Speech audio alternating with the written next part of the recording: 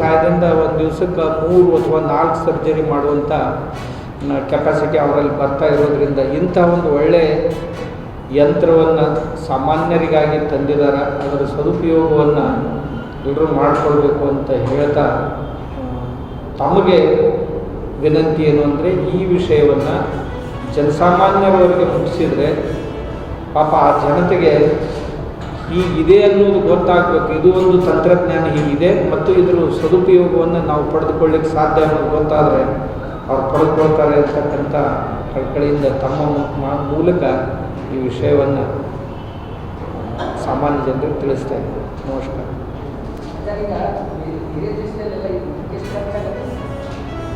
ಅದೇ ಈಗ ಹೇಳಿದ್ರಲ್ಲ, ಇದೇ ಒಂದು ವೇಳೆ ನಾವು ಮುಂಬೈ ಮತ್ತು ಬೆಂಗಳೂರಲ್ಲಿ ಮಾಡಿದರೆ ಒಂದು 10 ಲಕ್ಷ ರೂಪಾಯಿಗಿಂತಲೂ ಹೆಚ್ಚು ಖರ್ಚು ಬರುತ್ತೆ, 10 ರಿಂದ 15 ಲಕ್ಷ. ಅದು ಇಲ್ಲಿ ಕಣೇರಿಯಲ್ಲಿ 1 ಲಕ್ಷ ರೂಪಾಯಿದಲ್ಲಿ ಈ ಸರ್ಜರಿ ಆಗುತ್ತೆ. ಸರ್ಕಾರಿ ಸೌಲಭ್ಯ ಇದೆ. ಕರ್ನಾಟಕ ಸರ್ಕಾರದ ಎಲ್ಲ ಸವಲತ್ತುಗಳು ಸಹಿತ ಈ ಹಾಸ್ಪಿಟ್ಲಿಗೆ ಅಪ್ಲೈ ಆಗ್ತವೆ. ಅದರಲ್ಲಿ ಫ್ರೀಯಾಗಿ ಹೋಗುತ್ತೆ ಪೂರ್ತಿಯಾಗಿ. ನ್ಯೂರೋ ಸರ್ಜನ್ನು ಮತ್ತು ಡಾಕ್ಟರ್ ಪ್ರಕಾಶ್ ಧರಂಗೌಡರು ನ್ಯೂರೋ ಎನೆಸ್ಥೆಟಿಸ್ಟ್, ಈ ಸಿದ್ಧಗಿರಿ ಹಾಸ್ಪಿಟ್ಲಿನ ಅವರು ಡೈರೆಕ್ಟರ್ಸ್. ಕಣೇರಿ ಮಠದಲ್ಲಿ ಸಿದ್ಧಗಿರಿ ಹಾಸ್ಪಿಟಲ್ನಲ್ಲಿ ತಂದಂಥ ಒಂದು ಹೊಸ ಯಂತ್ರವನ್ನು ಪರಿಚಯಿಸೋದಕ್ಕಾಗಿ ಈ ಪ್ರೆಸ್ ಮೀಟ್ ಕರೆದಿತ್ತು. ಅದರಲ್ಲಿ ಈಗ ತಮಗೆ ಹೇಳಿದಂತೆ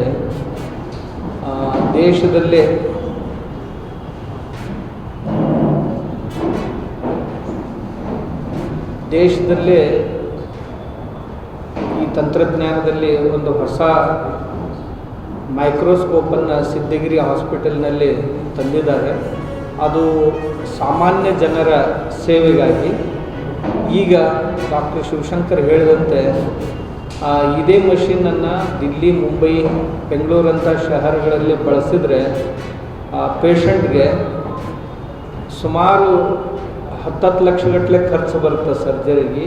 ಆ ಸರ್ಜರಿಯನ್ನು 1 ಲಕ್ಷ ರೂಪಾಯಿನಲ್ಲಿ ಸಿದ್ಧಗಿರಿಯಲ್ಲಿ ಮಾಡ್ತಾಯಿದ್ದೇವೆ.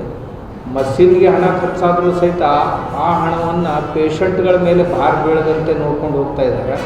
ಆದ್ದರಿಂದ ಇಂತಹ ಒಂದು ಟೆಕ್ನಾಲಜಿ ಸಾಮಾನ್ಯ ಜನರಿಗೆ, ಹಣ ಇದ್ದವ್ರು ಏನು ಬೇಕಾದಷ್ಟು ಖರ್ಚು ಮಾಡಿಕೊಂಡು ಉಪಚಾರ ಮಾಡಿಸ್ಕೋಬೋದು.